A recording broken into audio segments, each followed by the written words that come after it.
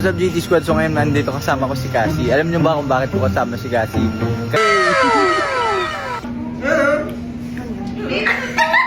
Oo, panood ko. Siyempre, sige. alam mo yung fanatic ako ng Ay! Ayun, kasi alam mo na eh. Of course. Sila na lang muna. See everything. At least, At least yung isa hindi niya alam. Yung isa At least yung isa dyan. Okay yan. Nakatingin na sa atin. Okay.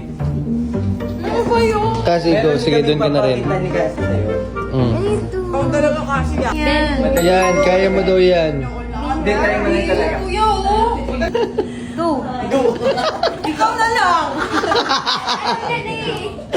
Yun, oh. O, diba? Oh. Libre ka na. Challenge nga yan. Bakit hindi libre ka ngayon? Oh, oh. Ano ka sa... Tingnan mo!